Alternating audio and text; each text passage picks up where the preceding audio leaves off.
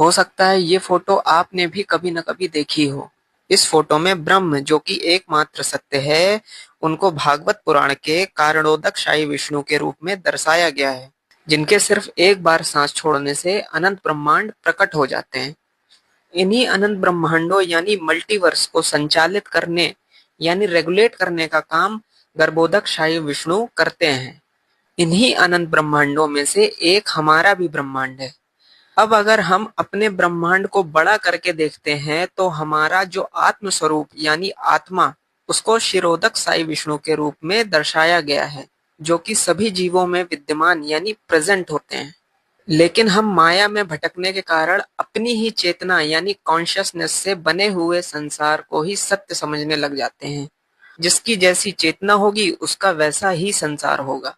हमारी चेतना दो बातों पर निर्भर करती है। पहला पिछले जन्म के संस्कारों अर्थात कर्मों पर, और दूसरा सामाजिक अनुकूलन यानी सोशल कंडीशनिंग पर। यही कारण है कि सबका जीवन एक जैसा नहीं होता है। सभी के लिए सत्य का अर्थ अपनी दृष्टि में अलग अलग होता है। इसी को हम प्रातिभासिक सत्य यानी सब्जेक्टिव रियलिटी कहते हैं। आपके लिए संसार में सत्य का मतलब धन और प्रतिष्ठा हासिल करना हो सकता है। एक चोर के लिए उसका सत्य किसी बड़े घर में चोरी करना होता है, और एक आतंकवादी के लिए उसका सत्य दहशत फैलाना होता है। यहाँ तो सत्य का अर्थ सबके लिए अलग अलग है और हर पल बदलता रहता है।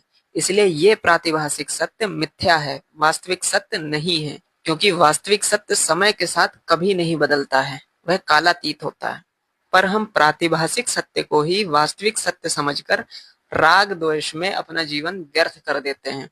इसलिए जो इस पूरे खेल को समझ जाता है, उसका फिर किसी से न राग रहता है न किसी से द्वेष रहता है।